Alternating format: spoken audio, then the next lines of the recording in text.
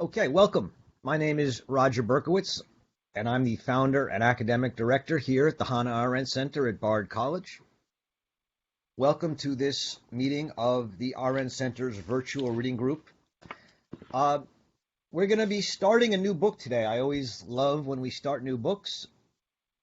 It gives us a sense of new beginnings, something Arendt talked a lot about.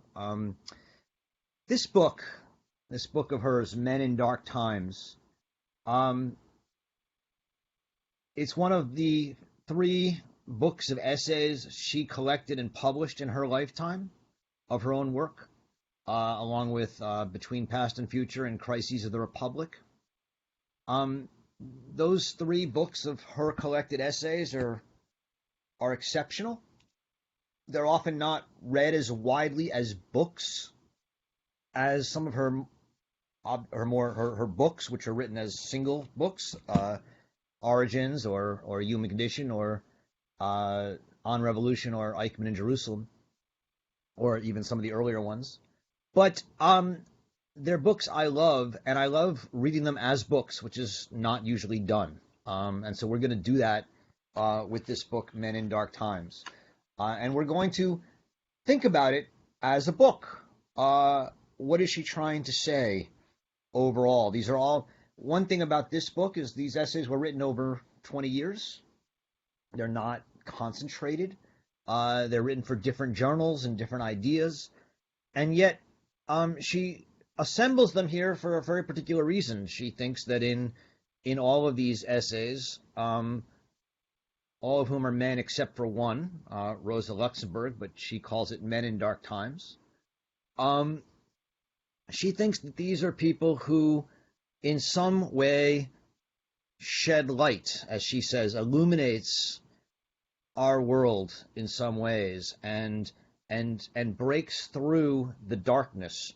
And the darkness doesn't simply mean totalitarianism or fascism or inequality or hatred.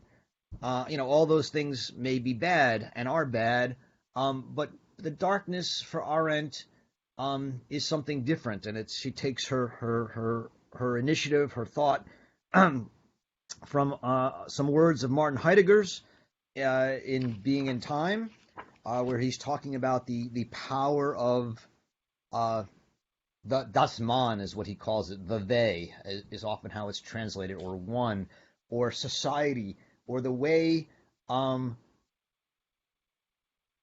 common opinion stops us from thinking. And the quotation that she offers is Das Licht der Öffentlichkeit verdunkelt alles. The light of Öffentlichkeit, publicity, the publicness. The light of this publicness darkens everything.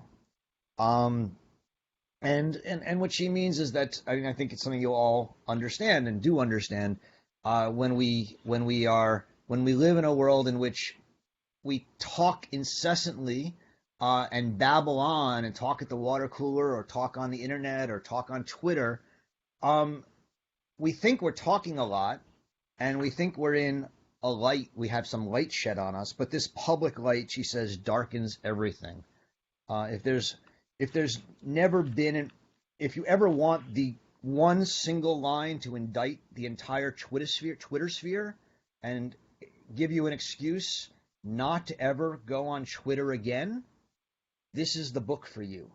And this is the line for you. The light of publicity, of the public world, darkens everything. And so she reads, and she says at the end of her little preface, that we have the right to expect, even in the darkest times, she says, we have the right to expect some illumination, and that such illumination may well come less from theories and concepts than from the uncertain, flickering, and often weak light that some men and women in their lives and their works will kindle under almost all circumstances and shed over the time span that was given them on earth. This conviction is the inarticulate background against which these profiles were drawn. that some men and women, not from theories, not from concepts, but from an uncertain, flickering, and often weak light that their lives and works shed, will in some way give us something to hold on to. And so these are people she obviously finds meaningful, and we're going to read these profiles. The first one, which is not the first one in time, I don't believe, although I haven't actually looked at it, was written when she was given the prize, the Lessing Prize, in Germany from the city of Hamburg.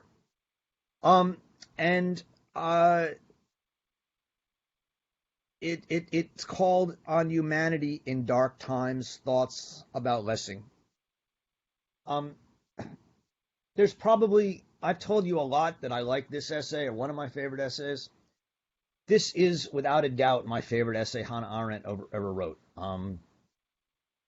It is extraordinary, and it speaks very deeply to me. And so I'm going to do a pretty close reading of it to start us off here, and I hope you'll enjoy it and bear with me. The essay is split into 4 parts. I'll name each part as I go through them, but I'll tell you the names ahead of time. So part 1, I called The World versus Man. Part 2 is called, it's a longer title, but it's basically how we substitute in dark times the light of the common world for the darkness of a common humanity. Part 3 is called, or is about, how much reality must be retained in a world that has become inhuman. And part 4 is the political relevance of friendship, or the humanity of discourse over and against truth. The overarching argument of this essay is that truth is apolitical, and that we need to refuse the temptations of truth and instead engage in the political act and art of friendship. And that in dark times, which are times in which the world has retreated and we have retreated from the world, the temptation always is going to be to seek a kind of public truth that will make us feel good and warm, and therefore to further expel humanity and the world from the world. And that is, I think, about as strong an indictment of our current situation as you can have. So here's an attempt to read these 4 parts of this essay. As I said, part 1 is called, or I call it, The World versus Man. She begins by talking about what the world is. The world for her is what lies between people. It's the in-between. She says that the world is the object of the greatest concern. And it's the thing that she is most worried about today. Well, against what? Well, she's going to say against man. Now, this opposition of world against man is actually very common in Arendt's work. She brings it up a lot, but maybe most explicitly, if you're interested, in another essay of hers on the crisis in education, where she says that on the one hand, education has to always concern itself with children who are going to remake the world, but who care, and we have to care about them individually. But as teachers, we also have to protect the world from children, from those who would attack it and remake it and not respect it. And so the world is this, what we share in common, this common world. And she says this world today has lost its power, has lost the power of illumination, which was originally part of its very nature. This is all on page 4. With the retreat from the world, which she thinks has happened today, and especially in Western societies, where we think of freedom from politics as one of the basic freedoms, namely the freedom to live privately, independently, to do what I want, both as an individual, but also in my social world. And this withdrawal from the world, she says, can be beneficial for the individual.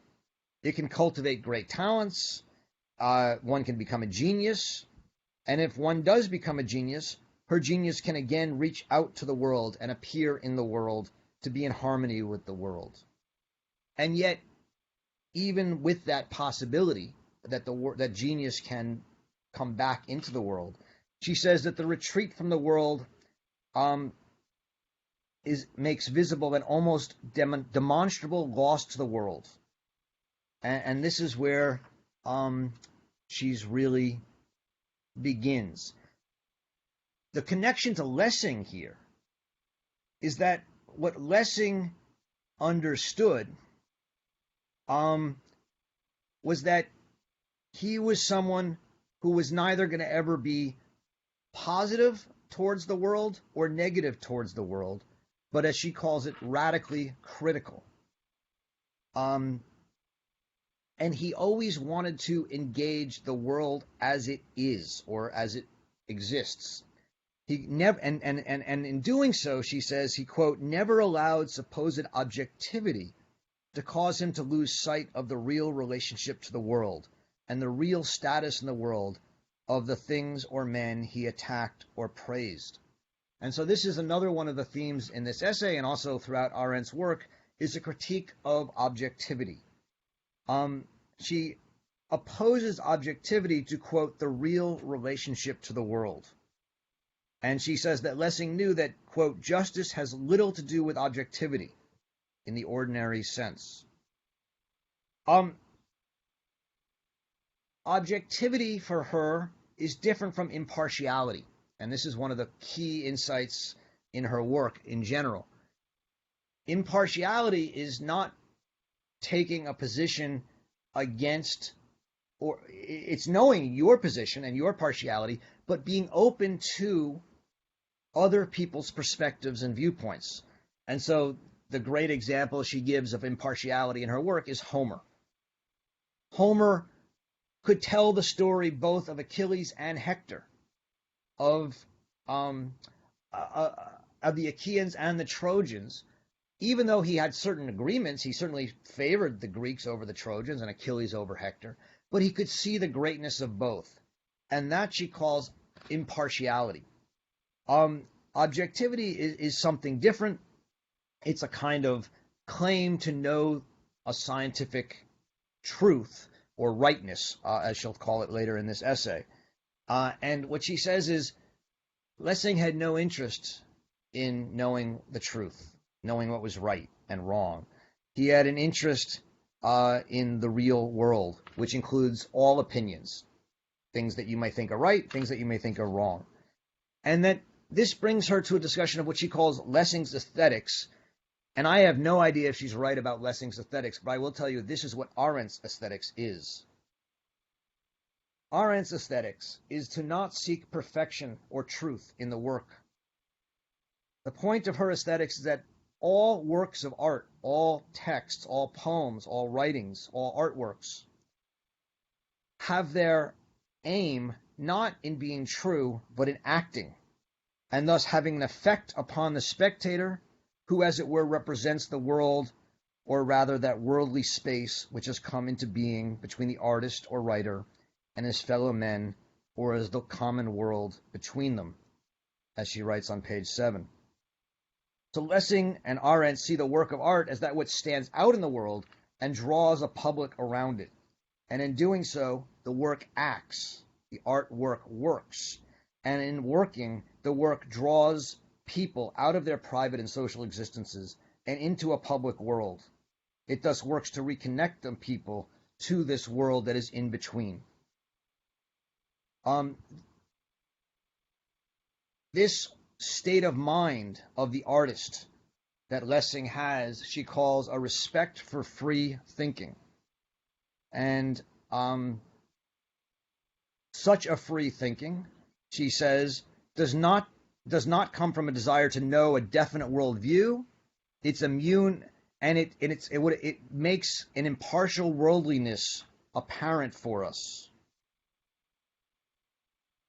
Such a thinking, she says, requires the courage, but courage is not enough. It also includes the courage to welcome contradictions and to defend those who are not consistent, and even to be not consistent. It's a kind of thinking that is against, she calls, the tyranny of reason, the tyranny of sophistry, and also the tyranny of objectivity. These are, for Lessing, she says, quote, more dangerous to freedom than orthodoxy. And she calls this self-thinking that she says Lessing embodies affirmata cognitiones, a constant ferment of thinking. And this thinking does not seek truth. It doesn't seek conclusions or results. It simply seeks to stimulate others to independent thought. I mean, I would say there's no better articulation of what Arendt herself means by thinking than what she's describing as fermata cognitiones. It's not, however, the Platonic dialogue of me with myself. It is polemical. And for Arendt, this polemical thinking takes a stand in the world. And the problem we have today, and this is what this whole first section about, is that the world is still disappearing.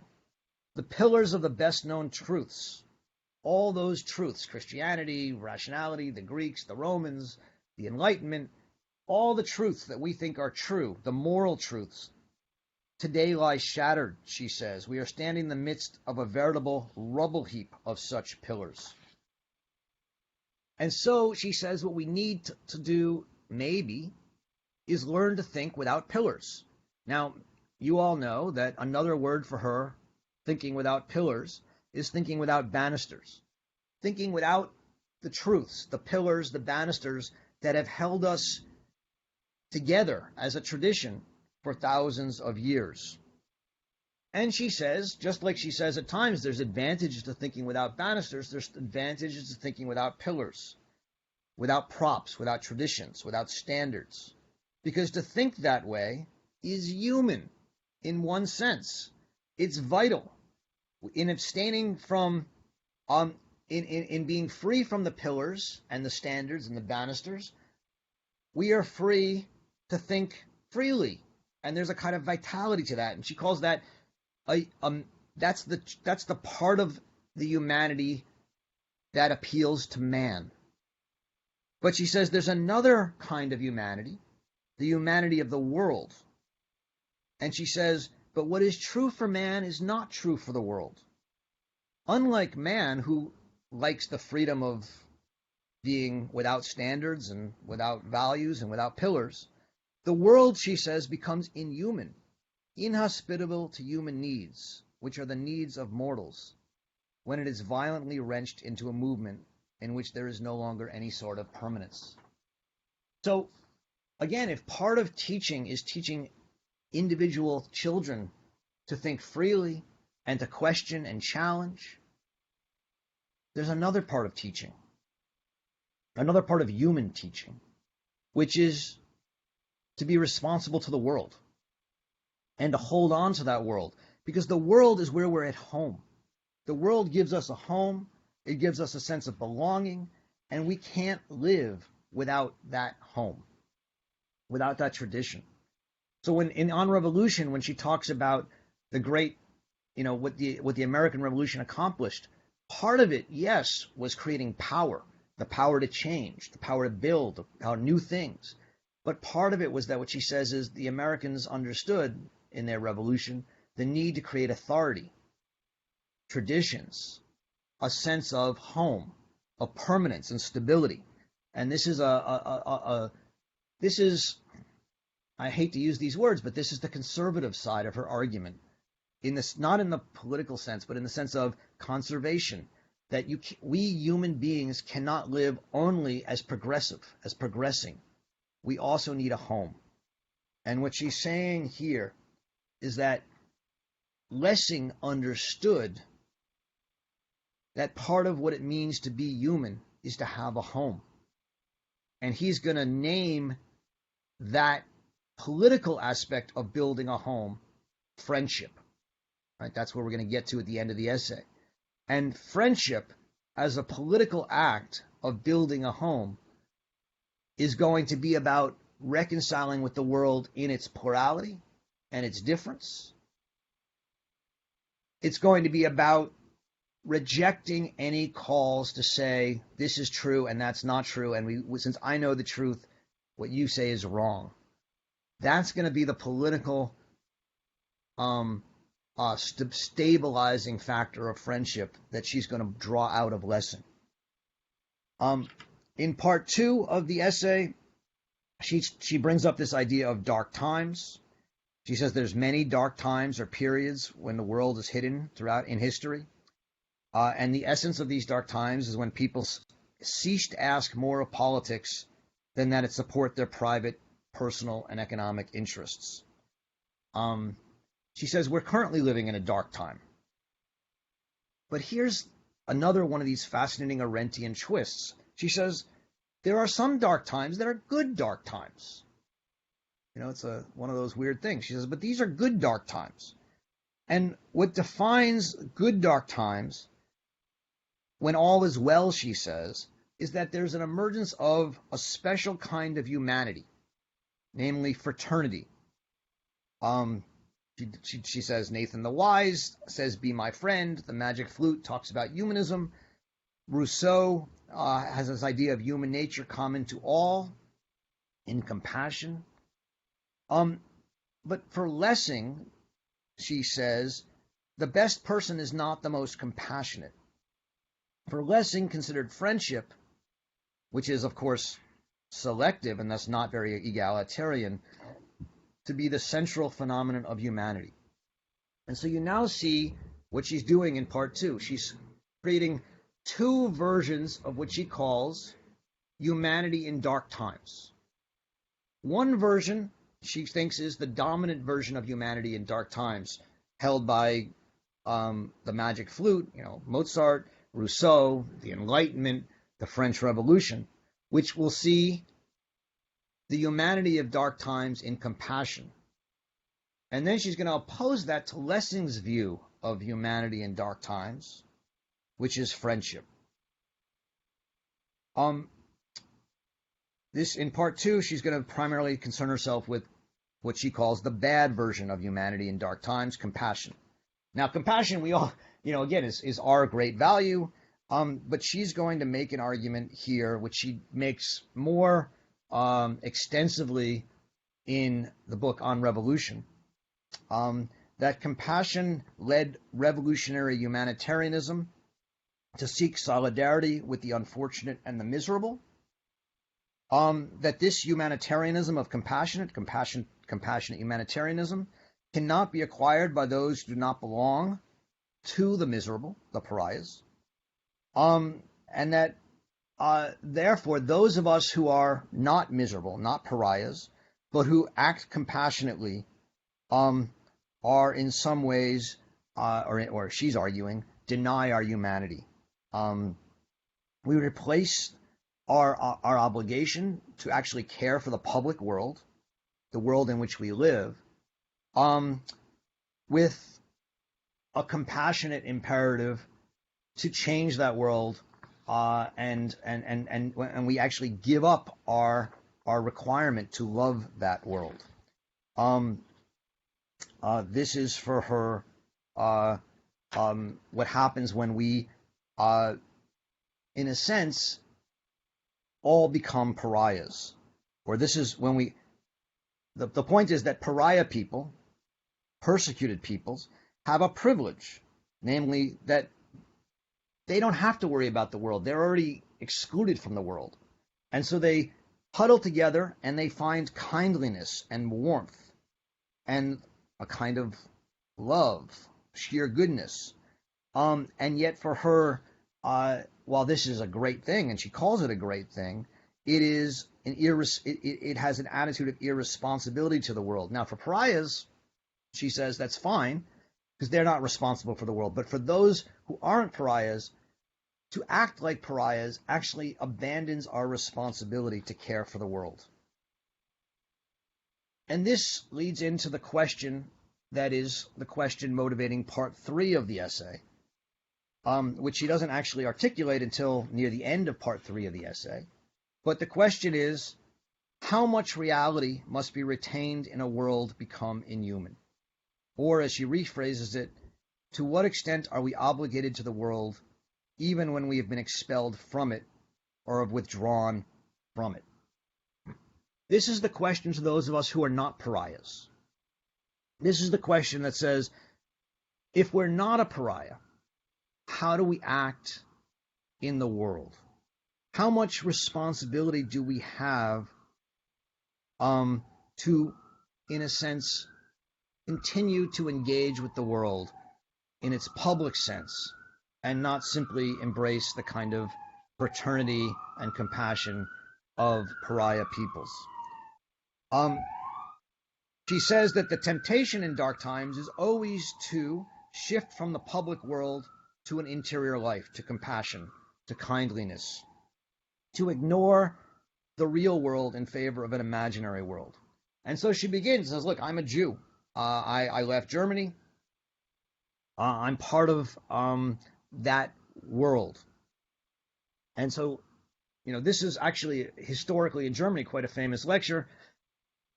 It's the first lecture in Germany, I think it's in 1959, since really 1948, in which someone gets up and says, I'm a Jew.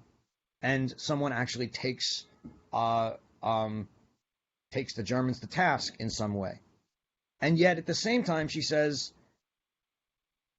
for the Germans to say, well, we're all guilty, to assign a kind of collective responsibility, is an evasion of reality. It means that if all are guilty, as she always will say, no one is guilty. And we actually have to do a better job of engaging with reality, namely what happened in the Holocaust. She then goes on to a digression for 2 pages about storytelling. And the reason she does this is she asks the question, what is the right way to engage the past? What is the right way to engage what happened in Germany and in Europe during the World War II? And one answer, she says, might be trying to know what happened, objectivity, history.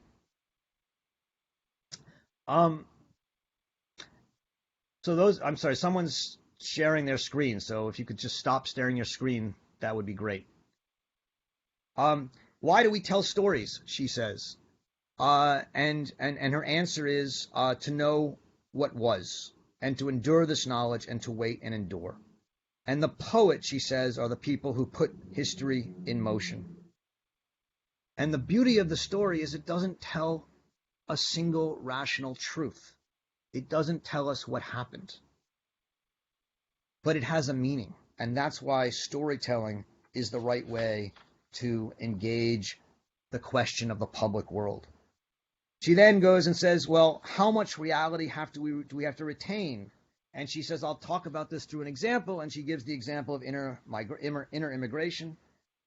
And she gives 2 examples. She doesn't name them, but they're there if you know it. One is Karl Jaspers, who she says took flight from the world, and his flight was justified because he always remembered that he was on the run, and the world's reality is actually expressed by his escape. But there's another flight from reality in which you immigrate internally, but you bypass or forget the world, and you ignore the stupid blather of the Nazis. And the individual thinks himself too good or noble to pit himself against such a world. And he fails to face up to the absolute horror of that world. And that's, of course, I think, what she's saying about Martin Heidegger. She ends part 3 by saying, in the case of friendship between a German and a Jew, we would want to say we are both human beings, and yet this is an evasion of reality in the world that was open to them at the same time. True friendship, she says, needs to acknowledge the world as it is, the real world. And this brings us to part 4, the heart of this essay, which is the political relevance of friendship and the humanity of discourse versus truth. First of all, she says that friendship is not merely a phenomenon of intimacy, as Rousseau thought, but that it is, in its essence, about discourse. On page 24, she writes, in discourse, the political importance of friendship and the humanness peculiar to it were made manifest. Friendship emerged in talking. The humanness of the world is achieved, she says, in friendship. Discourse humanizes the common world, which remains inhuman unless it is constantly talked about by human beings. Think about it. The world is filled with bad things. The world is filled with good and bad things. The world is filled with things that are neither bad or good. But she says, in talking about the world, we humanize it. In another few of her essays, she has a line which is maybe my motto of Hannah Arendt's, that in talking about justice and piety, we make the world more just and more pious. Now, I think most of us think that's bunk. But it's something I think Hannah Arendt fundamentally believed, that the world becomes human when we talk about it with our friends. When we talk about Donald Trump, we humanize him. When we talk about things we hate, the coronavirus, we reconcile ourselves to it in some way, and we humanize a world we didn't create. She says we humanize what is going on in the world and in ourselves only by speaking of it. And in the course of speaking of it, we learn to be human.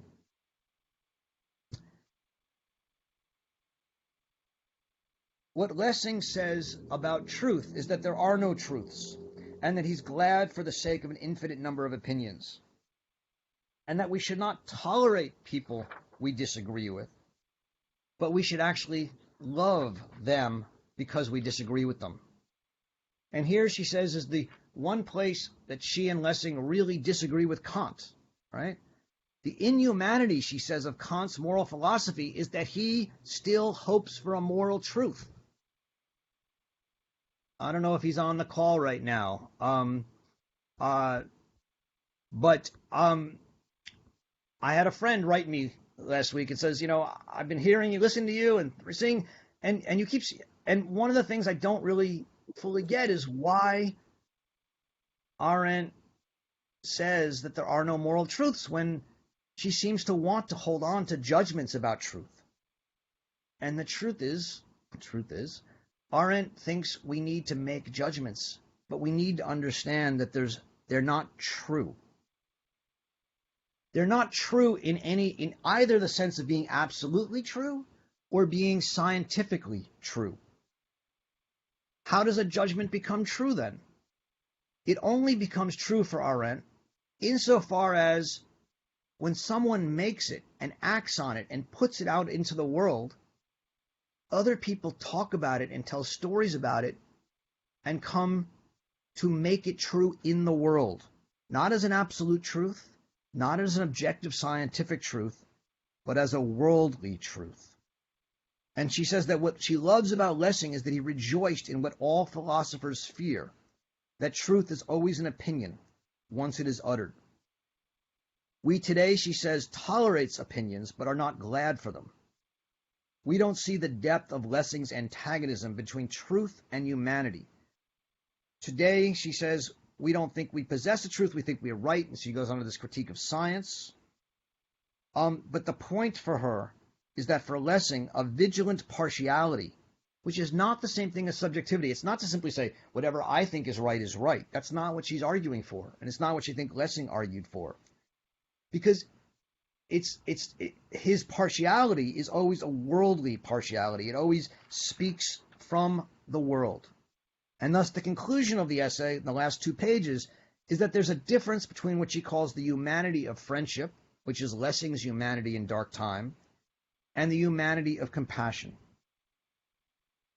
She says, in a politically enslaved world where the foundations and pillars are shaken, our world, most people seek humanity and compassion.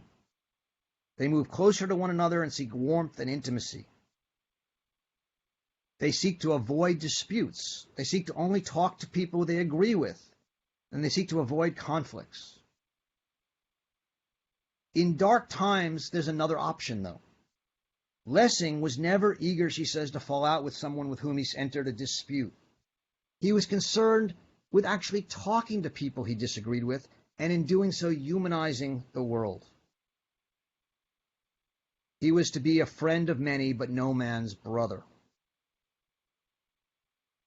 And that I take to be Arendt's fundamental position in the world, to be a friend to many, but no man's brother.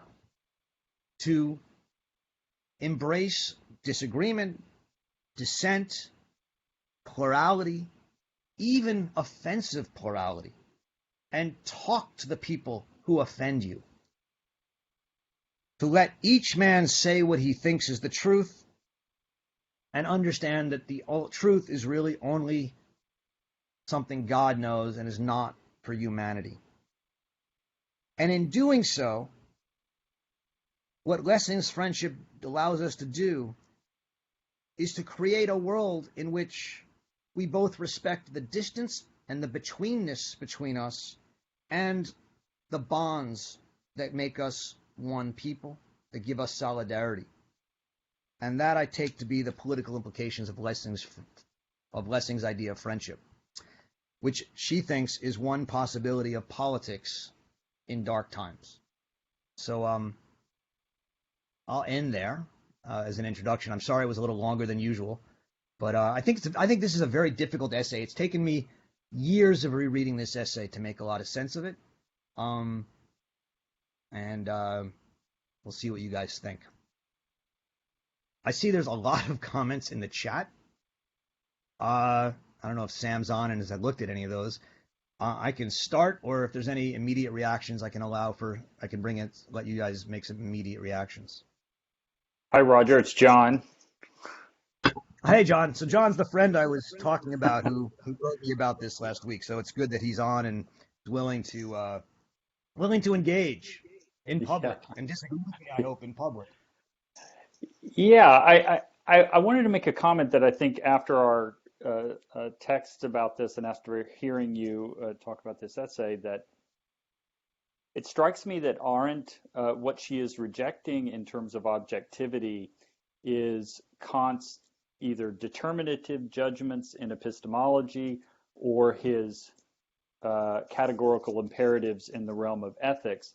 And those kinds of absolutes she rejects precisely because they eliminate contingency and particularity. It's a move towards necessity and universality. And I think what she's identifying in Lessing is this way of thinking that holds open the space for contingency and particularity to show themselves in the world. And anytime you foreclose that by saying, well, I don't agree with this other person, they clearly don't have the kind of universal insight that I do, that we just won't let them speak. I think she's opposing that. But interestingly, in Personal Responsibility Under Dictatorship in 1964, just 10 years later. Oh, 5 years later, yeah. She says that in the activity of judgment, we produce our own principles. And she says this is the only way we can avoid that slippery slope in morality and find some firm footing. So I don't think she's jettisoning firm footing in the area of morality. I think she's looking rather for an immanent normativity that takes account of particularity and contingencies. So I have to listen to you as an individual, not treat you as a human. Right, I have to listen to you as an individual and hear you, and that takes time, and that takes holding open a space where that can be argued for But I don't think that leads to moral skepticism for her. I think it leads to uh, perhaps a kind of moral consensus that we can find some grounds together to make judgments on, so that we can come to a judgment like, sure, killing innocent people is morally wrong, and it's morally wrong because we've agreed that this is no way to live. So, first of all, thanks, John. I certainly agree with you heatedly, to use a phrase of my one-time teacher. We're in heated agreement that Arendt is certainly not making a case for moral skepticism. I tried very clearly in what I said to say that she's not making a case for subjectivism. She's not making the case that truth is subjective in the least. But I think it's very important to understand that she's arguing both against a kind of metaphysical absolutism, but also against a kind of scientific objectivity.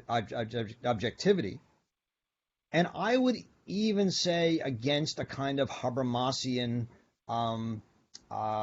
whatever he calls it, intersubjectivity idea. So, since I've now said everything in the world is what she's not arguing for, you're going to ask, what is she arguing for? And I don't think you and I disagree too strongly. But here's how I'd put it. Right? She's arguing that truth is worldly. This is her language. So, I'm trying to do her the honor of listening to her language, right? Which only, of course, raises the question of what is worldly truth.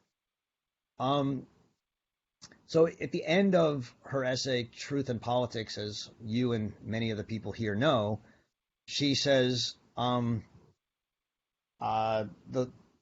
truth is the ground we stand on and the sky above us. What does she mean by that? I actually think one of the best essays in which she talks about this is the second essay on Jaspers in this book, the essay Citizen of the World, which we'll read in 2 weeks, and we'll come back to this then. But what I'm trying to say here is that what truth is for Arendt is a worldly truth that when somebody speaks a truth and puts it out into the world, and other people tell stories about it,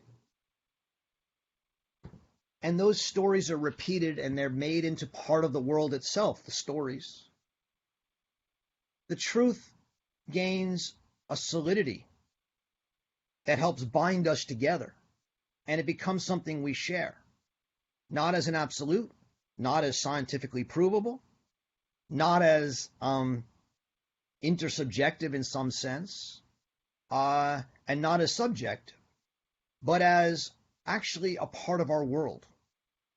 So the main truth that she says on a moral level that the Western world shared for 2,000 years was the Socratic truth that it's better to suffer wrong than do wrong, which came out of the Socratic dialogues, the Apology and the Credo.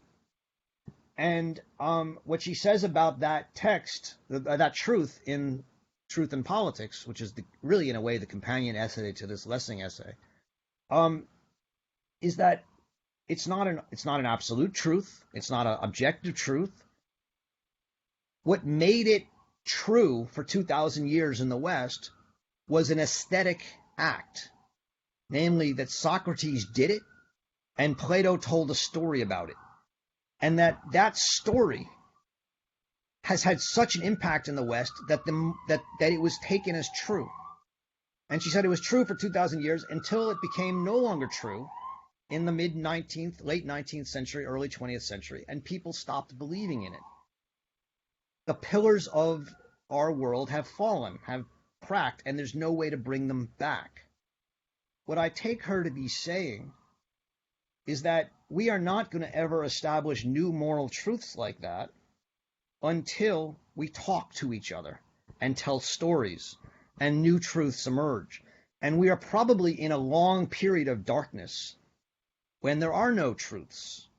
Now, there may be truths among Arendt readers, and there may be truths among people in New York in elite circles, or people in academics, or people in California. There may be lots of, but there's not going to be a public truth that is worldly on that level until some new act like Socrates and some new storyteller like Plato emerges. I take that to be Arendt's point. So then what do? We have to live in dark times. And one way to live in dark times is the Rousseau compassionate model, which she thinks is the dominant model. And another is the Lessing friendship model.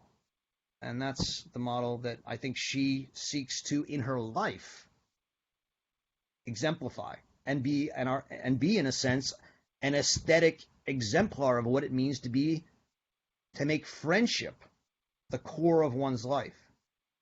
One last point to your question, which I think it's a great question, is the one time in her life, I say one time, the one time I'm aware of in her life that she made an effort to not just illustrate what friendship means, but what moral truth might be, is in the final pages of the essay, the book on Eichmann in Jerusalem. When she says, here's what my judgment would have been, and she says, the reason Eichmann must die is not because he did something wrong or because, what he did, but because if we didn't kill Eichmann, we would be saying it would be all right to live in a world, that we could reconcile ourselves to living in a world in which people like Eichmann could do the things they did and we wouldn't have a problem with it. So we kill Eichmann, not because of what he did and not because of who he is, but because we have to make an aesthetic act and, in a sense, appeal to people to say, I agree with you, Hannah Arendt, and the judges, that we can't live in a world in which we're okay with what Eichmann did happening, and therefore the only way we can express that is killing him. That is an attempt by Arendt, I think, to say, here's a moral truth, and let's see if people agree with it. And in many ways, the way people still talk about today, the Holocaust, and every time any argument comes up, the Holocaust comes up, or slavery, right? The way those two ideas are used today is in some sense as the kind of moral judgment you're talking about, and then I think Arendt is talking about, in which we've come as a world to see those as foundational. You can't argue against them. But that's a worldly truth. That's what I'm trying to say. I hope that makes sense. Can I say something? Can I speak? It's Dave. Yes. Hi, Dave. Hi. I think it might be helpful here to introduce the concept of truthfulness as opposed to truth, because the very word truth has a kind of stasis about it that I think Arendt criticizes. I see truthfulness as a kind of function of mind, which we cannot, it's part of what it is to be human. Yeah. So we struggle to be truthful, and that is a painful and difficult and sometimes joyful struggle. And we arrive at certain truths whilst understanding that we may turn out to be wrong. And I think that's entirely different from intersubjectivism and entirely different from relativism. But I think, and I've seen it, Arendt gets misunderstood, and I would say it's a perversion of her thinking, so that it becomes aligned with there is no truth, there are only many truths, your truths, my truth, or whatever it is that is your opinion. And what happens then is a collapse into slackness, no struggle. Whereas what characterizes the kind of world that Arendt occupies is there's a constant struggle accompanied by a certain humility, but a never giving up. Whereas it gets perverted into this, there is no truth, it's the same thing as taste. Any assertion of truth is merely an assertion of power.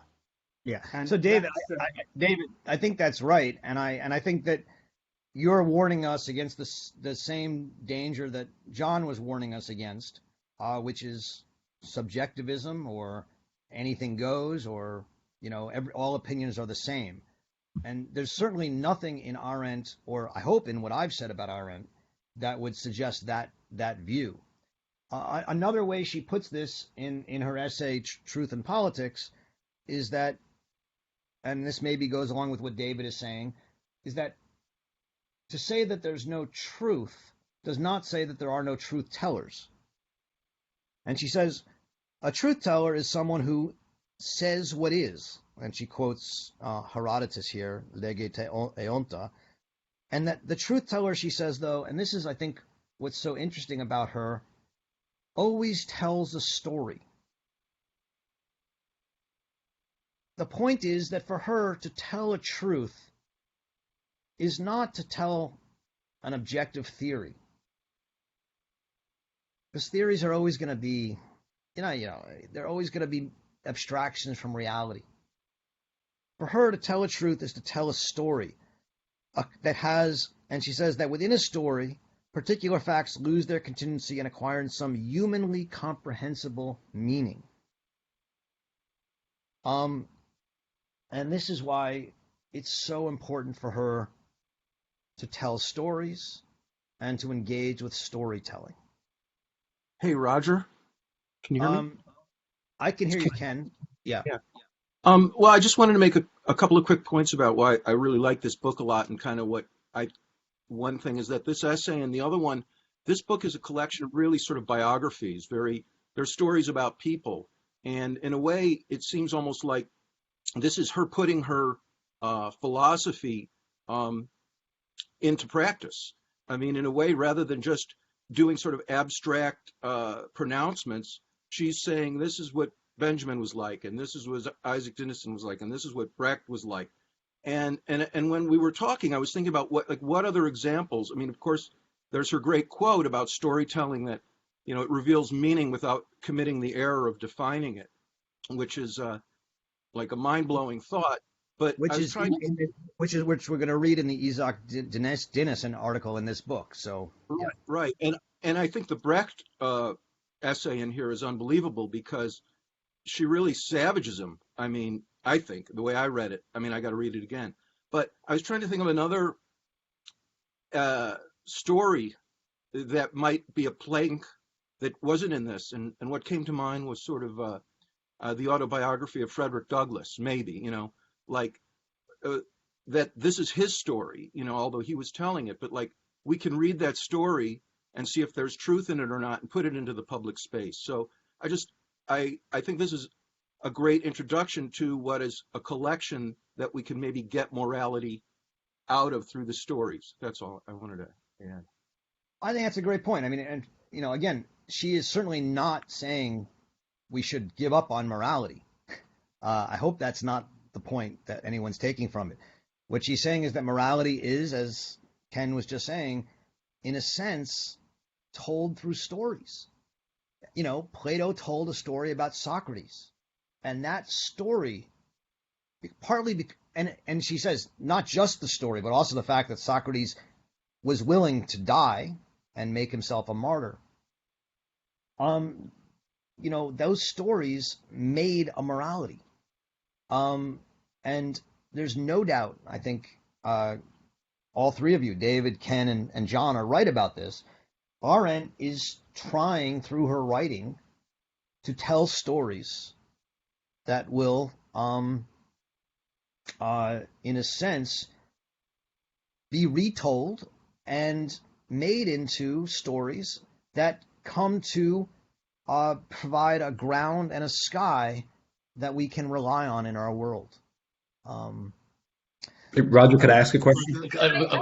Whoa. Hold on 1 second. I'm gonna go to the chat for a little bit and pull out a couple of questions because people have been waiting there. Roger, Yeah, it's Sam. Can I just add a couple of clarifying points that I think are helpful to this conversation? I think it's important to, you know, Arendt is in no way trying to create morality. She's very critical of the moral breakdown of society, but she's also in her critique pointing out the fundamental inadequacies of moral truths. And so storytelling comes to represent something that is in certain ways opposed to morality. And in the same stroke, she does believe that truth exists, but when she talks about truth, she always modifies truth: scientific truth, mathematic truth, historical truth. And these truths for her are necessary for the common ground of understanding. And she juxtaposes those to opinion, which oftentimes in political conversations we come to mistake for truth in itself. And so I think, just to go back and echo what John was saying at the end of his comments, is she's very much trying to embrace the messiness of lived experience, and how our thinking and how we think about making judgments has to move from the lived particularity of our experiences in the world, which are constantly changing. okay, great. Thank you, Sam. Johanna has asked a couple questions. Johanna, do you want to pull one or two out, or do you want me to just go from the beginning? From the beginning, I've been thinking as you're speaking about a lot of things, considering the world that we're living in at this very moment, and how, if we accept what Lessing is saying, and I'm looking at Lessing more than even how we can construct a world that we can build friendship when it demands us to turn away from one another. So that was something that I was struck by as I was reading the essay. I think that's an excellent point. I mean, to read this essay, at a time in which people are self-isolating, a lot has been made. I mean, there's been a number of, I think, somewhat shallow stuff written about Arendt in the last month about solitude, right? Saying, oh, well, this is a great time to be in solitude.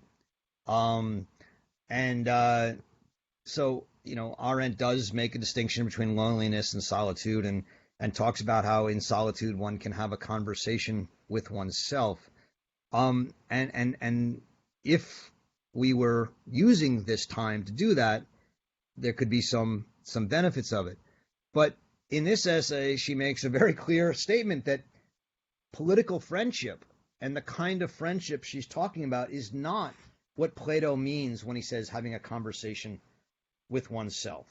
And that solitude, even in the Platonic sense or the Socratic sense, is not what she means by friendship. And so I think there's a real question that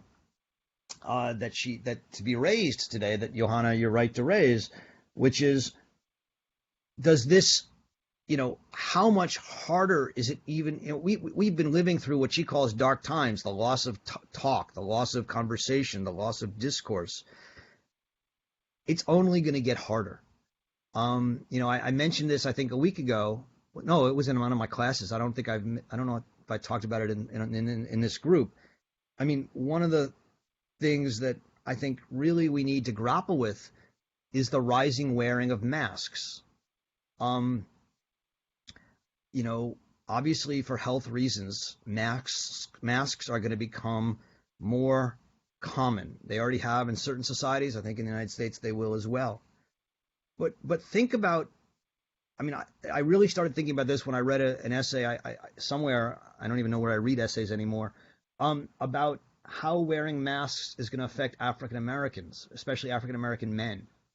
And the argument of this essay was that you know, if you can't see a face, you're going to look just at the body. And if you look just at the body and it's a black male body, people are going to be more afraid. You know, and I think that there's a certain truth to that, but I think it's a truth that goes beyond that even, which is that in a democracy where part of the world building exercise is talking to people on the subway, on the street, encountering people by surprise in a cafe, on an amusement park, if everyone's wearing a mask, not only will it be harder to talk to people, but you don't get to see their facial expressions. You don't get to humanize people. And people become dehumanized in that way. And I think that in a democratic country, the turn to wearing masks, justifiable as it is for public health, has incredibly negative and dangerous circumstances for the hope of creating a public culture. So I don't know. That's just one thing that I'm thinking about at this time, Johanna. I don't know if you want to respond to that. No, I think your point is well taken, and actually I've read some articles about just that this obscuring of our personhood and it's not just the personhood, it's the person first and then the personhood, our humanity is very dangerous, especially because we've had issues in this country that haven't been resolved about that, the alien, the person, the pariah, all the groups that are marginalized in the United States. So that was something that also occurred to me as I was reading her article. Thank you. Yep. Could I jump in? Who's that? It's Peter. I don't know if I'm showing up on the screen. And just on the idea of masks, but then getting into storytelling and resonance and storytelling, in some ways, masks are the very reason some people get jobs. The whole opening up of the orchestras in this country to women was thanks to blind auditions. So there's too many things, unfortunately, in which seeing who the person is actually works to their detriment. Certainly in the case of folks of color as well, in terms of the justice system, which is the thing I wanted to talk about relative to storytelling and the objectivity that might be found in storytelling, or something more than just intersubjective truth, is why does a story resonate?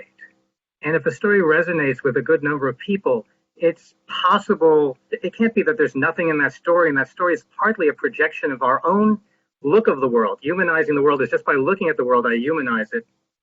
And to at least give some credit to Kant, I put categories on it that are inside of me, and one of them could be fairness. And I think, having just recently read Malcolm Gladwell's book, Talking to Strangers, he begins and ends with the Sandra Bland story, which is almost unbearable to read, let alone listen to, if you ever listen to the back and forth between her and Officer Encina. And again, she's the woman who's pulled over for a traffic violation, if she even did it, and then ends up committing suicide in a jail cell when it escalates beyond belief. But there's something about it that strikes at a core, and I don't think it's a core I've been taught. I think it's a natural core called fairness. And although there's some people who might write it off as a bad officer, or she committed suicide, it's her fault, I don't know that I could agree with those people, because I think they begin with a contorted notion of fairness. So I don't know about this storytelling having a moral truth, because there's a bunch of people in this country who tell a story that's been going on for a while of white supremacy. And Nazis told a story that they think dated back to who knows how long and got a lot of people to believe that story. I think there are stories that resonate and are counter to other stories, and not need to defeat it because of some subjective desire I have, but actually resonate with what humanity calls for. And it calls for something that's deeply embedded in us as humans when we humanize the world, because of this category, I'll be semi-Kantian here, that pre-exists as we come in contact with the world and impose it upon it. Great. Those are great points. Thank you, Peter. Roger, could I respond to him? That comment? Yeah. Go ahead. I was just thinking as he was talking that there might be a distinction between when Arendt writes in the mid-1950s about desert politics, and that there might be a kind of desert storytelling that is tribalistic and doesn't preserve the world, but tries to preserve islands and oases, but it doesn't really create a world. And I think the stories that you were alluding to are world-building stories. So they create the kinds of structures we need to meet with one another again, to preserve that in between, whereas the desert stories don't. Thank you. Those are great. Good, another good Roger, comments. can I just continue on that thought Say something, please. with a question? This is Nick. Hi, Nick. In regard to that, the islands and so forth, I was thinking if because Hannah Arendt talks about the world as the world, as one world, but the island seems to suggest that there could be many worlds, different worlds that have different stories, that have completely different stories, and based on those stories, they become truths in that public sphere, in that world. There are cultures, completely different cultures throughout the globe that would suggest that thinking of it as a one world is somewhat not quite on target. So this is something I wonder about whenever I read The World, Hannah Arendt's The World. Has she ever been asked about multiple worlds and so forth? I'd like to add on to what Nick just said, if I may. This is Okay. Jack. Just very briefly, because he actually brought forward something that's been on my mind for a very long time, which is elsewhere, Arendt talks about the difference between humans and other animals, right? And this this false notion that you can find out what people are like by looking at animals and animal behavior and so on and so forth. I think one of the things that we know about creatures in our universe is that creatures live in different ways, and some of them live in combative ways, and others live in cooperative ways. And I think that that's reflected actually in what a human being brings into the world to begin with. What it is, in our evolution from wherever it was that we started, that we contain both of those, which may to some degree, and that societies are built on combinations of those things. What kind of competition is permitted? What kind of cooperation is required? And different societies put different emphases on different aspects of that. And I think that the stories that any society will adopt will reflect the degree to which those things are connect in that society. Thanks, Jack. I would like to add that. Can I just say one thing about masks Can I ask and something, please? stories? Okay, Daphne, we'll start with, and then I'm going to respond to Nick, and then we'll move on. Go ahead, Daphne. Just a quick one. There are many stories that are told that in the West, at least, and those of us who are in this group know nothing about. The stories of women, for example, that wear the niqab. They have a mask on. They've always had the mask on, and we know nothing about their stories. So there are a lot of stories that Hannah Arendt is totally unaware of in this. It's all Western. So yes, Plato, and yes, Socrates, but there is a whole world out there of stories that don't become our truth or any part of our reality, which is not reflected here. And I don't know if she can actually consolidate that into this analysis, although I totally agree with her about much of what she says in this beautiful article. So thank you, Daphne. I mean, I think it's an important point. I certainly don't think Arendt is trying to consolidate anything into a moral truth. But I think she is talking about how we talk about truth in politics, and the more stories that people bring in, from her point of view, the more human the world comes, because the world becomes more populated with the stories of human plurality. So I think, you're right that I think she doesn't know all the stories. I'm not sure anyone who does. But from her point of view, the more stories told and the more that are brought in, the more human the world becomes. Just to tie that a bit with what Nick was saying, Arendt does talk about something called federalism or federated states, and part of and this is again something she talks here and there about, but doesn't really engage in trying to answer questions, more raise questions. But every once in a while she says one potential answer might be federalism. I don't think she's confident that that's the right answer. I just want to be very clear about that. But I think she thinks it does something that we need to recognize, which is that it allows different political worlds to exist and coexist at the same time and find some confederated principles that they unite under, even as they recognize their different political worlds. So that's one way she thinks about different stories and different worlds coexisting at the same time politically. And I asked The difference, I would say, between Nazi stories and Malcolm Gladwell's stories isn't resolved on the basis of some kind of objective principle. I think it's more a matter of taste. Do you want to live in the Nazi story world, or do you want to live in the Malcolm Gladwell story world? Absolutely.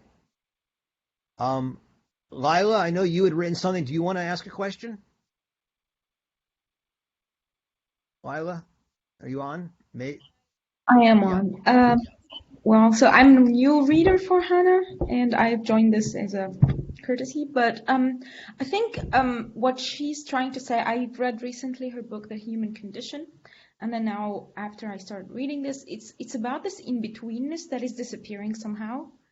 And I think in these, what I want to read and what I always like when I read Hannah is how relevant it is in our daily days.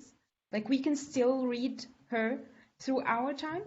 And I think what is happening now, and if we want to call it dark times, it is this appearance of individualism as the attribute of a person, and which is destructing somehow this ability to recreate this in-betweenness that she's describing. And when it's like broken, we just stop seeing anything, actually. We just see us and then us to the world. We just see this versus, someone versus or in opposition of something else. And I was wondering if this is what's happening, and this is what is missing nowadays, and this is what happened there as well. Because what happened in like starting like from this construction of World War II, like the process of all these countries coming against each other or with each other is more of like we agree on certain things, or let's say morals, if we want to put them this way, or truths, but then these truths shifts because ourselves as like a nation, a country, we have another perception of what is moral. So for me, it's just like the question of what is now the group that has, like these groups that have to come together to clarify what is truth. Now I'm not sure. For me, it's a bit confusing. So I don't know how in our days we can reinterpret her article. Thank you. I think those are good and important questions. I guess part of what I think I've been trying to argue is that we need to rehabituate ourselves, relearn the practice of talking about justice and piety and other issues in public spaces with people we disagree with and who we even find offensive. That doesn't mean you have to come to agree with them. It doesn't mean you have to agree with Nazis or with racists or white supremacists. But it means you have to, and this is, I think, the question that Arendt, the way she frames this question is, to what extent do we have to actually humanize all parts of this world, including parts that we find really reprehensible, like Nazis or white supremacists or whatever? And I think her answer is, on the matter of opinion, everything. I do believe that's where she stands. I do believe that you have to talk to everyone. And I know I've gotten into trouble for this in the past, and I'll probably continue getting into trouble with it. But I think that's a fundamental view of her, that the human world means you talk to everyone about their opinions. But when people do things like Eichmann, or like a white supremacist doing something, then she says the question you have to ask is, how much can you reconcile with that world, with that act, as part of your world? And she frames the question in some of her writing, especially some of her writing in her Denktagebuch, and so her notes, between the question of reconciliation and non-reconciliation. Can I reconcile with a world in which this happens and people who do this are? And she says, that's the question you have to ask yourself. And, in the end, even though she thought things that her teacher, Martin Heidegger, did were reprehensible, she said, I can reconcile myself to a world in which what Heidegger did happened. I don't like it. I don't like some of the things he did. I don't like some of him. But I can reconcile myself to it. He doesn't have to be killed. He doesn't have to be excluded from the world. He doesn't have to be canceled, to use the language of the youth today. But someone like Eichmann, she says, I can't reconcile with that. He has to be wiped off the earth. And so that, to me, is sort of where she makes the political judgment. But on the question of who you talk to in the public sphere, I think for her it's everybody. Can I ask a question? Yes, Oh. Tara, how are you? Good, how are you? I'm really interested in her work on friendship and just the stakes of friendship. And again, in our own time, yeah, like that, it's particularly in our era, that politics is the one thing you take off the table if you want to maintain a friendship often right now in these heightened times. And I constantly think of like the American Thanksgiving dinner table as like the testing ground for everything. Like what can be spoken, and she seems to be saying that we have to be willing to compromise quite a bit to stay in relation to people. And I find that really fascinating, and that the friendship is the space where we practice that in a very one-on-one sense, right? How do we stay in connection? But on the other hand, if the world that someone else is ascribing to is a world that one cannot tolerate, is that the point at which you say, I can no longer maintain this friendship? I just think this is, and I'm also wondering about the requirements for a friend. Like, does a friend have to be of sort of equal standing, and what are the sort of equality requirements for a true friendship? By the way, I love Mary McCarthy, and so I'm fascinated by that aspect of her life as well. Yeah. I think that's a fantastic question. I mean, and I'm sure many of you know that Hannah Arendt not only writes a bit on friendship, but has friends, and has friends that she deeply disagrees with throughout her life. And, Mary McCarthy is one, but many. And one of the most famous stories of Hannah Arendt is her friendship with Gershom Scholem, who she knew in Germany in their student days, and then Gershom Scholem went to Palestine and then Israel, and he and Arendt worked together on the Committee for Cultural Reconstruction after the war. They also were both very close friends with Walter Benjamin, and worked together to try and get his work published, to a certain degree to protect it from the influence of Adorno, Theodor Adorno, and had a couple of disagreements over the time, but remained a friendship until at the very end of her life, his life, Eichmann in Jerusalem came out, and he wrote her a scathing letter about that. And her response was, she took issue with his reading of the book and said that he hadn't read it and this and that, but also, asserted the ability to remain friends and put this behind them. And she did that with numerous people, including the art critic Greenberg and others. And she said, look, we can disagree about this, but let's remain friends. We can talk about it, or we can not. And yet for her, that was one of the marks of friendship, was that you could have these disagreements, register them, but not let them consume your life and your friendship. It's not about running away from the arguments, not about not talking about politics, not talking about what you do with, but not let it be the only thing. She said, look, let's talk about it. Let's argue about it. And if we can't convince each other, let's move on and remain friends. And I think she could do that. A lot of her friends couldn't. And, I think that's one of the things a lot of us are discovering today. It's, I've done this with people. I'm sure you've done it. We've had our arguments and we said, look, let's move on. And yet, there's often a little voice in the back of my head saying, oh my God, who is this person? But can you get beyond that? And I think you can. And I think that's one of the things that we all need to learn to do better, with our family, as well as with, spouses or partners or friends or others.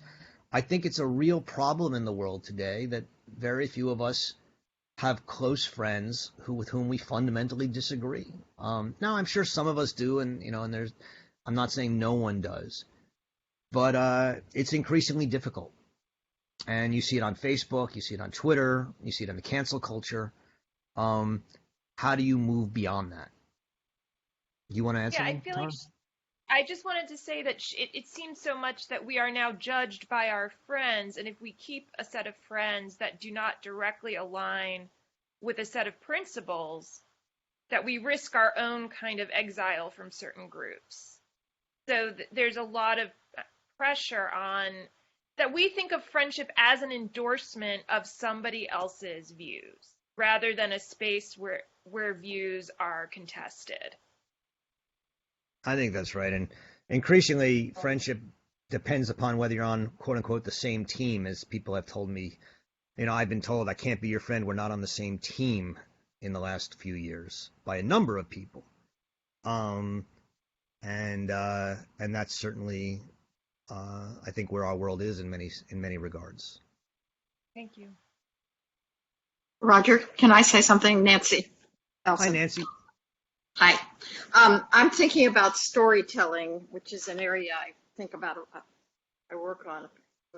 And what I wondered is if there's something about the actual putting together of a narrative that gives a little distance from, that it's different in kind from an argument, let's say, so that some of the difference that you might have between someone else's favorite story and the one that you're making up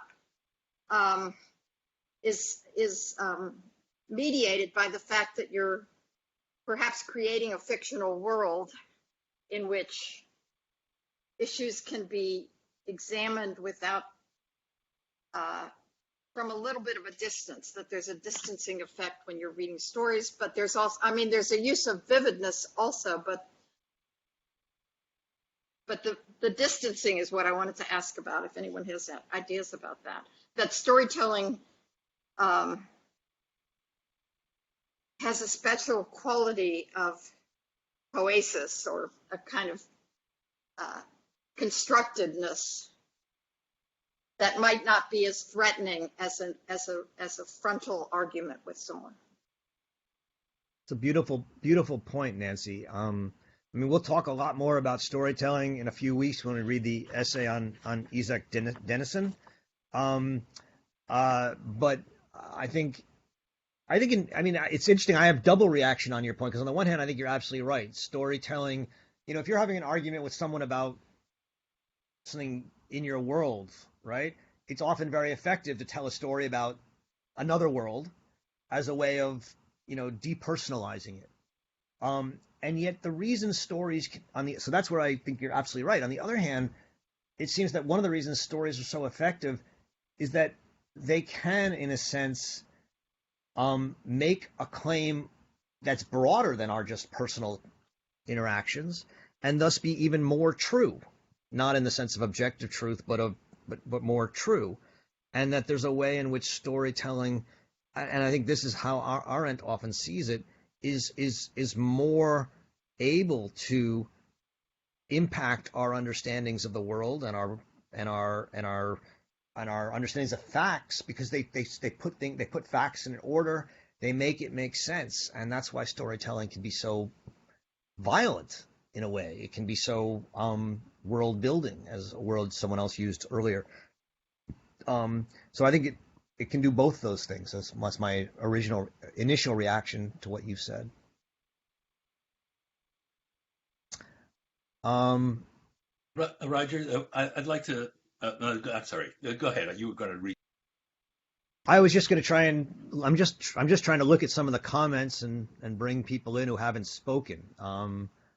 I know Rosemary is pointing to Ezra Klein's books, Why We're Polarized, has data that shows that we hardly talk to others who do not agree with us. A data-driven book about our polarization as society. I think that's without a doubt true. I don't know if you want to say more about that, Rosemary, or not. By the way, Rosemary has written to me saying she really likes Slack because she doesn't like speaking up, but she loves being able to talk on Slack. So I hope some of you are enjoying the new Slack channel that we've created. There's a lot of threads going on, and I hope you continue to use that. And I'll be checking in on it as we go along. Mary writes, what is the difference or the relationship between the in-between space and friendship and that in the public world between citizens?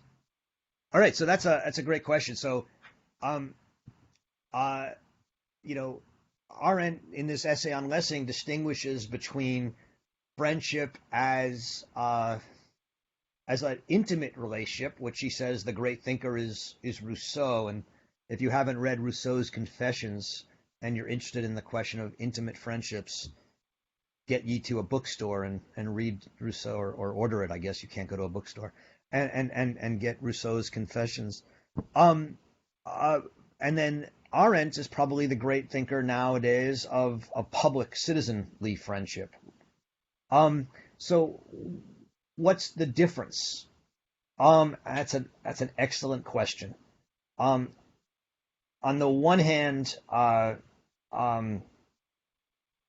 an intimate friendship, and I'm on the fly here, so if anyone wants to add in, I'm open to it because it's a great question. In an intimate friendship, I think a few things are different. One is you can speak in code. When I talk to intimate friends, I don't have to say everything I'm saying. I mean, they know what I mean. I can also be prejudiced. I can say things as shorthand, and they know me well enough to know the way I mean it, not the way it might sound if it were recorded and put on the internet so someone who didn't know me heard it. And one of the problems we're having today is because everyone now assumes that intimate conversations can be recorded and publicized, we're actually losing even intimate friendship, let alone public friendships. Increasingly in email, since how we communicate, you can't say what you actually mean in email because it's so easy for it to be passed along. And so we're all becoming very adept at self-censoring ourselves and speaking and writing in our communications, even with close, intimate friends, in ways that can be, that will not embarrass us if they were made public. And so we're making our private conversations more shallow. So, in a way, I guess what I'm saying is, to some degree, public friendships are being lost in the way Arendt talks about. Private friendships are being lost in their intimacy and their richness. And to some degree, what we're doing is collapsing them both into a kind of sort of inoffensive social friendship that is neither public nor private. But I think the question of how they're different is important.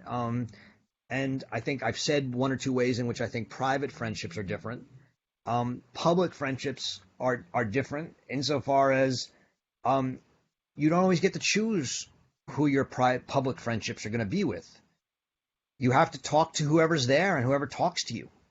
I mean, when I invited a member of the German AfD to speak at Bard a few years ago, it's not because he's a friend of mine. I had to seek. It's because the AfD has inserted itself. The populists have inserted themselves in the conversation. And my belief was that as a citizen, we shouldn't ignore a certain viewpoint that was representing of 20% of the population, at least, or 15% of the population in Germany, and more in the United States. So I think that's one way in which public friendships are different than private friendships. You can't really choose who your friends are, or public friends are, and you sometimes have to talk to them even though you don't want to.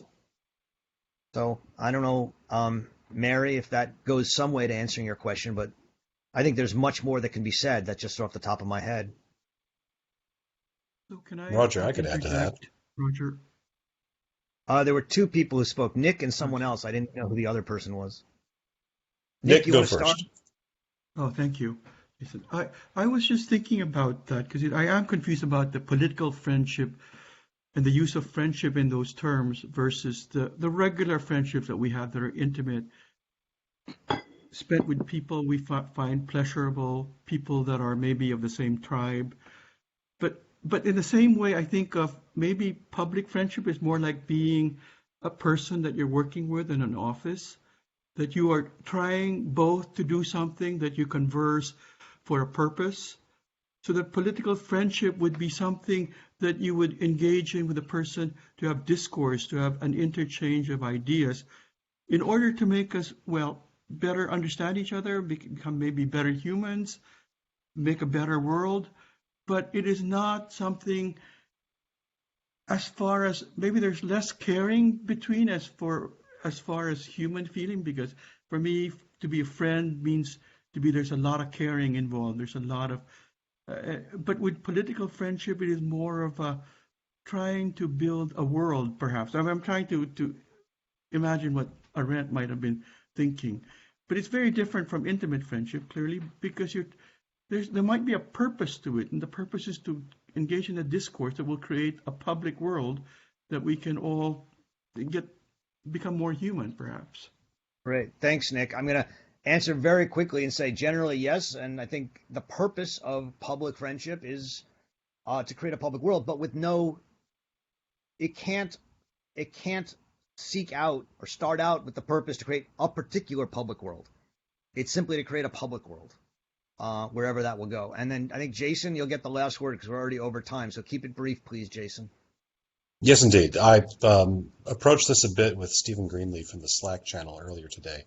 And I think what's critical in this dimension of friendship is that it happens in the public realm, that it is in the space of the public. It is not in the space of the private. It is not in your workplace. It is not in your family place. It happens in person. It happens in public. It does not happen in chat rooms. It happens in the live environment where we actually have to be face to face and deal with who does show up. We don't get to choose, and that is the public realm. I think it's a great point, Jason, and it's I think one of the 64 million or whatever you call it today question of our time is can we create a public world on Twitter, on Facebook, online, on Zoom? We're all struggling with this in our own ways, and all I can say is I wish you all luck trying to do it. I mean, I do believe that this virtual reading group, which is an online event, has created a certain world, and I think I've been in touch with many of you recently who've articulated that and said, look, there's things I love about it, things I don't like about it, and I always like hearing that because every time I come out here and do this, I try and change what I'm doing in response to what I'm hearing. So thank you all for participating in this world and continuing to read Hannah Arendt and feel strongly about being in discussion with people and with a thinker who often is uncomfortable and tries to make you think in the idea fermata cognitiones rather than telling you a comfortable truth. With that said, I look forward to seeing you next week.